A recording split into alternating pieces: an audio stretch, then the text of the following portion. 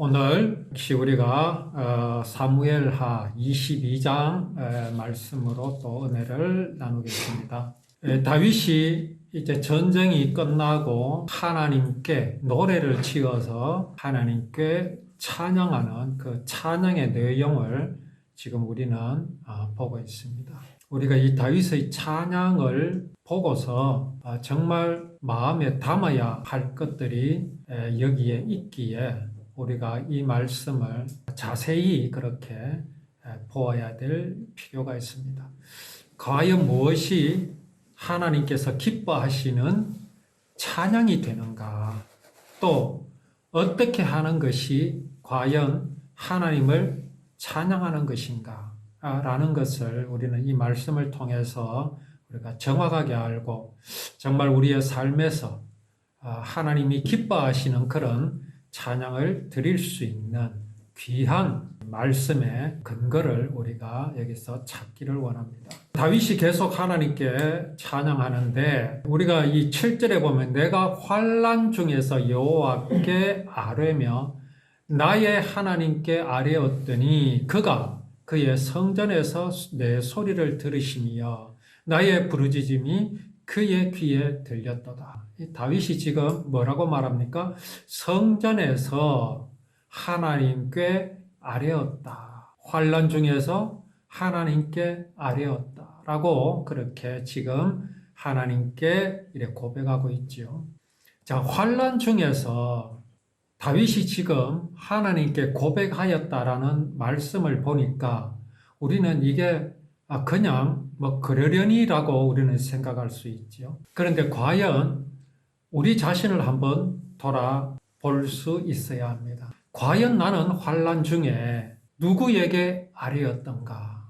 내 마음 깊은 곳에서 정말 하나님께 아뢰었던가?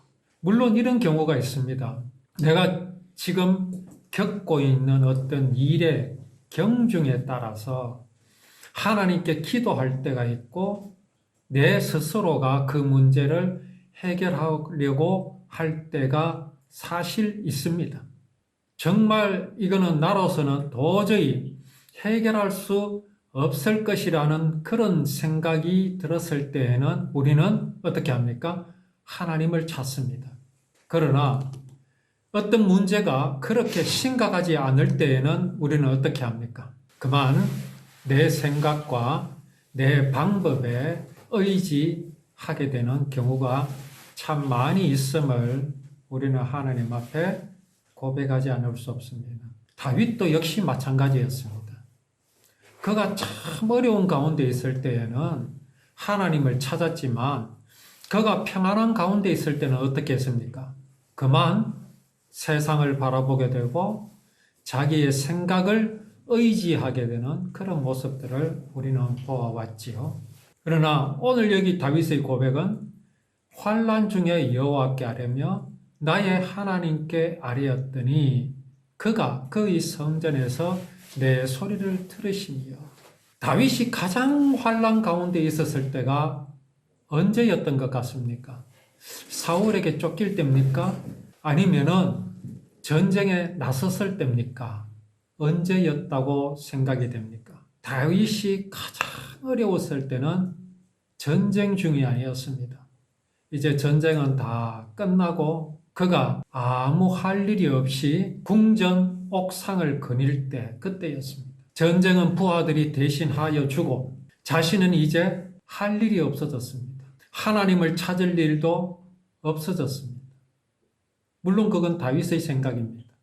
그렇게 했을 때에 그가 무엇을 보았습니까?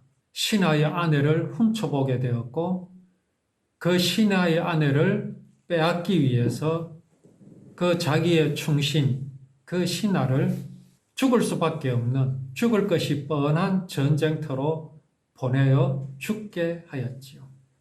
미필적 고의에 의한 살인을 저질렀습니다. 그래서 이제 신하의 아내를 빼앗아 왔고 그가 아들을 낳았는데 죽게 되었지요. 그때 다윗은 참으로 처참한 지경에 이르렀습니다. 그때 그는 성전을 찾았고 여호와 앞에 나아갔습니다. 나단 선지자가 그에게 그에 대한 죄악을 지적하였을 때 다윗은 하나님 앞에 어떤 고백을 하였습니까? 내가 죄악 중에 출생하였으며 모친이 죄 중에 나를 잉태하였나이다 라고 고백합니다. 다윗의 고백의 어느 곳에서도 신하의 아내를 빼앗았다라는 고백은 없습니다. 그렇다면 다윗이 그 죄를 몰라서 그런 것일까요? 그렇지 않습니다. 다윗의 고백은 무엇이 담겨 있습니까? 내가 그런 짓을 저지르지 않았다 할지라도 나는 하나님 앞에서 죄인입니다 라는 고백입니다. 내 죄는 내가 내 마음에서 하나님을 생각하지 않았고 하나님을 두려워하지 않았고 내가 하나님이라는 마음을 품었기 때문에 하나님 앞에서 이런 죄를 저질렀다라는 고백입니다. 이것이야말로 온 세상 사람이 하나님 앞에서 진실로 고백하여야 할 나의 죄악입니다. 오늘날 나를 포함한 모든 사람들이 죄에서 벗어날 수 없는 욕심, 유혹에서 벗어날 수 없는 이유가 무엇이겠습니까? 내 마음에서 생명이신 하나님을 상실하여 버렸기 때문에 그렇습니다. 왜 상실하여 버렸습니까? 내가 하나님이기 때문에 그렇습니다. 과연 오늘날 세상이 하나님을 향하여 도전하고 있구나. 그 문명의 이기를 가지고 하나님을 향하여 나아가는데 겸손히 나아가는 것이 아니라 그 옛날 창세기에서 바벨탑 사건에서 본 것과 같이 인간이 인조돌을 만들어서 흙을 불에 넣었더니 그것이 구워져서 옹기벽돌이 되었지요. 하나님이 창조하신 돌과 같이 단단한 그런 소재를 만들어서 인간이 뭐라고 했습니까? 이것을 쌓아서 하늘에 닿게 하자 하였지요. 우리가 하나님 앞으로 겸손히 나아가자라는 말이 아니잖아요. 우리도 이렇게 하나님과 같이 우리 인간이 하나님의 창조물을 만들어낼 수 있다. 이것으로 하나님께 도전하자 이겁니다. 오늘 세상이 그렇습니다. 많은 젊은이들 또 세상의 모든 사람들이 그런 문명의 이기를 가지고 하나님을 향하여 도전합니다. 하나님에 닿으려고 합니다. 이미 사람의 모든 마음 속에는 하나님이 필요 없는 그런 시대가 되었습니다. 그런데 여기 다윗은 어떻습니까? 다윗은 왕입니다. 모든 사람이 자기를 신과 같이 받들어줍니다. 그에게 과연 하나님이 필요하겠습니까? 그러나 다윗은 어떻게 하고 있습니까? 다윗의 마음 속에는 하나님이 없으면 나는 죽을 수밖에 없는 존재라는 사실을 잊어버리지 않고 있는 다윗의 마음을 우리는 여기에서 볼 수 있습니다. 그가 성전에 나아가서 하나님 앞에 섰음에도 불구하고 그는 하나님께로부터 오히려 거룩하다 하심을 입었습니다. 의롭다 하심을 입었습니다. 그게 어떻게 가능할 수 있었겠습니까? 그가 지은 죄가 없어졌습니까? 그렇지 않습니다. 하나님 앞에 자신을 정말 솔직하게 고백을 했었습니다. 했기 때문입니다. 그 고백이 뭐였다고요? 내가 죄악 중에 출생하였으며 모친이 죄 중에 나를 잉태하였다. 그 죄가 무엇인지 다윗은 확실히 알았습니다. 그래서 다윗은 하나님 앞에서 사모하여야 할 것이 구원이라는 것을 알았습니다. 그 죄를 용서받아야 된다는 사실을 알았습니다. 내게 생명이 없음을 알았습니다. 그래서 하나님께로부터 생명을 받지 않으면 영원히 생명이신 하나님을 만날 수 없는 영원한 사망에 이를 수밖에 없다라는 것을 다윗은 알았기 때문에 자기 자신을 하나님 앞에 내어놓고 그의 구원을 마음에 영접한 것입니다. 하나님께 부르짖으니까 그 부르짖음이 어떻게 응답이 되어 나타났느냐 하면 8절에 이에 땅이 진동하고 떨며 하늘의 기초가 요동하고 흔들렸으니 그의 진노로 말미암음이로다. 다윗이 그렇게 파렴치한 죄를 저지르고 어떻게 그가 하나님의 나라인 이스라엘의 왕 노릇을 할 수 있단 말입니까? 다윗의 죄를 본다면 다윗은 결코 이스라엘의 왕의 자격이 없습니다. 그러함에도 하나님께서 다윗을 이렇게 도우신 이유가 무엇이겠습니까? 다윗은 하나님을 똑바로 알았기 때문입니다. 하나님의 마음을 정확하게 알았기 때문입니다. 하나님은 나 같은 이런 죄인을 하나님의 사랑을 배반한 인생들의 죄를 용서하여 주시기로 작정하신 그리고 율법으로 약속하신 그 하나님이 그 약속을 이루시기 위해서 아브라함을 부르셨고 이스라엘 나라를 세우신 그 하나님이심을 그가 믿었기 때문에 하나님은 다윗을 도우신 것입니다. 어떻게 도우셨습니까? 땅을 진도시키셨습니다. 하늘의 기초가 요동하게 하셨고 흔들리게 하셨습니다. 그의 진노로 말미암음이로다. 왜 하나님이 진노하셨습니까? 다윗이 바세바를 신하의 아내를 빼앗은 것 때문에 진노하셨습니까? 아닙니다.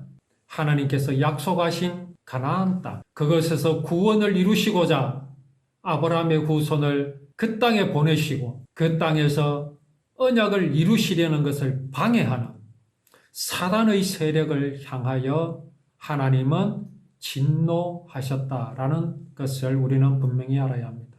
그 나타나신 모양이 이렇습니다. 그가 또 하늘을 들이우고 강림하시니 그의 발 아래는 어두캄캄하였도다.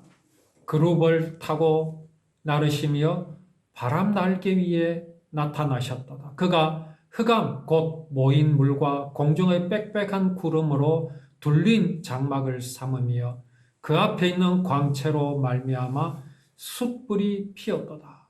여호와께서 하늘에서 우레소리를 내시며 지존하신 자가 음성을 내시며 화살을 날려 그들을 흩으시며 번개로 무찌르셨도다. 자, 우리가 다윗이 지금까지 살아오면서 여러 전쟁을 하던 모습을 우리는 보았습니다. 그 전쟁의 묘사 속에서 이런 장면이 어디 있었습니까? 뭐 우레소리가 있었습니까? 바람 날개를 타고 나타나신 하나님의 모습이 보였습니까? 흑암과 곧 모인 물과 공중의 빽빽한 구름으로 둘린 장벽을 우리가 본 적이 있었습니까? 없었습니다. 그러나 다윗은 어떻게 하나님을 찬양하고 있습니까? 하나님께서 친히 이스라엘을 위하여 싸우신 모습이 바로 이런 것이었다라고 다윗은 지금 하나님을 찬양하고 있습니다. 우리의 삶에서 하나님의 행하시는 모습이 보이지 않습니까? 다윗도 마찬가지입니다.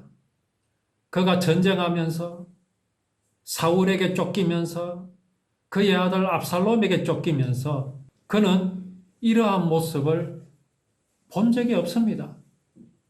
그러나 다윗은 그것을 보았다고 하나님 앞에 찬양하고 있습니다. 그렇다면 오늘을 살아가는 우리들, 지금 나와 함께 하시는 하나님께서는 이러한 모양과 모습으로 우리를 지켜주고 계심을 알아야 합니다. 단지 우리 눈에 보이지 않을 뿐입니다. 우리가 천국에 이르렀을 때에 우리는 하나님 앞에 고백할 수밖에 없는 것이 있습니다. 어찌 이렇게 나약한 나를 지금까지 지켜주셨느냐고 말입니다. 하나님께서 그 모인 물과 공중의 빽빽한 구름으로 장막을 삼아주시지 않으셨다면 우리는 벌써 나가 떨어졌습니다. 우리가 어떻게 이렇게 소수의 무리가 모여서 이 말씀을 들으려 합니까? 우리는 하나님 앞에 고백할 수밖에 없는 것이 이것은 하나님의 인도하심이라는 말씀입니다. 오늘 이 말씀의 내용은 인터넷으로 비록 소수지만 듣는 분들이 있습니다. 또 찾아오는 분들이 있습니다. 또 우리가 각자의 삶의 현장에서 우리는 서 있기만 해도 하나님의 그 사랑의 광채는 드러나게 되어 있습니다. 오늘날이 마치 바벨탑 시대와 같습니다. 노아의 때와 같습니다.